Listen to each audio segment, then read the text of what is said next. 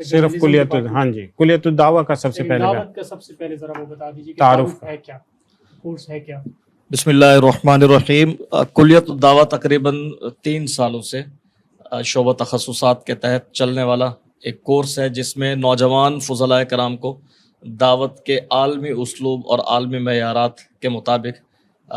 ہم ٹریننگ دیتے ہیں کہ آپ نے بین الاقوامی سطح پر اگر آپ کو دعوت دین کا موقع ملے، خدمت دین کا موقع ملے، تو آپ نے کس طرح سے دین کی دعوت کا اور دین کی خدمت کا فریضہ سر انجام دینا ہے۔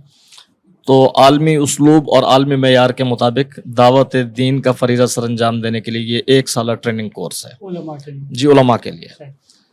اور جہاں تک اس کا نصاب ہے، تو نصاب کے حوالے سے ہم تمام جو عصری چیلنجز ہیں ان سب کو دیکھ رہے ہوتے ہیں۔ مثال کے طور پر جیسے اس وقت جدید عصری چیلنجز دعوت اسلام کے حوالے سے جو درپیش ہیں، وہ ڈیجیٹل میڈیا ہے، یا جس کو ہم ڈیجیٹل وارفیئر کہہ لیں یا 5th جنریشن وار کہہ لیں۔ تو اس میں ہم کلیت الدعوہ میں موبائل جرنلزم کا کورس کرواتے ہیں، طلباء کو کمپیوٹر سکھاتے ہیں، ان کو ہم اتنا ٹرین کر دیتے ہیں کہ وہ ڈیجیٹل وارفیئر میں یا سوشل میڈیا کی وار میں اسلام اور پاکستان کا دفاع کرنے کے لیے اپنی ویڈیو بنا سکیں، اپنی ویڈیو خود ایڈٹ کر سکیں، اور اپنی ویڈیو پر اگر وہ کوئی ڈاکومنٹری پیش کر رہے ہیں تو ڈاکومنٹری بنانے، یعنی اسکرپٹ سے لے کر وائس اوور تک کے تمام مراحل کو وہ بخوبی سر انجام دے سکتے ہوں۔ اینکرنگ کر رہے ہیں پوڈ کاسٹ کے ذریعے سے، وہ اپنے دعوت دین کے پیغام کو عام کرنا چاہتے ہیں تو پوڈ کاسٹ کی ٹریننگ ہم ان کو دے سکتے ہیں۔ تو ڈیجیٹل میڈیا میں جتنا بھی ٹیکنیکل کام ہے، وہ مزید جو زیادہ سے زیادہ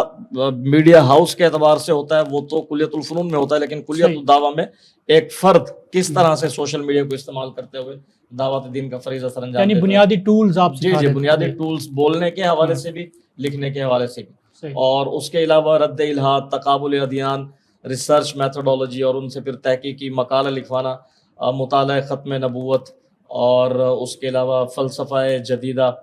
اور مطالعہ صحف سماویہ، علم الکلام، یہ ساری چیزیں اس کورس میں پڑھائی جا رہی ہوتی ہیں۔ ماشاءاللہ۔ تو ان کی جو شرائط ہیں وہ ذرا بتا دیجیے کہ ایک عالم دین اگر آپ کی طرف آتا ہے تو بنیادی طور پر کیا کرائیٹیریا ہو سکتا ہے، اس کی تعلیمی قابلیت کیا ہو، وہ کیسے داخلہ لے سکتے ہیں؟ دیکھیے، بنیادی طور پر تو کام ہے جو اس کو کرنا ہے وہ لکھنے اور بولنے کا ہے۔ لکھنے اور بولنے، تو اصل چیز تو یہ ہے کہ اس کی لکھنے اور بولنے کی صلاحیت اور دلچسپی اور مہارت، اس چیز کو دیکھا جائے گا کہ اس کی اردو کتنی اچھی ہے اور وہ کتنا اچھا بول سکتا ہے، کتنا اچھا لکھ سکتا ہے۔ اور باقی جو فلسفیانہ مباحث ہیں، تقابل ادیان کے کورسز ہیں، اس حوالے سے منطق فلسفے کے ساتھ اس کا کتنا لگاؤ اور کتنا رجحان ہے، کیونکہ جن لوگوں کا منطق فلسفے سے رجحان نہیں ہوتا، عقلی مباحث کے ساتھ رجحان نہیں ہوتا، جب وہ آتے تو پھر وہ بور ہونا شروع ہو جاتے ہیں۔ صحیح ہے۔ تو اس سال کلیت الدعوہ میں ہم کچھ تھوڑی سی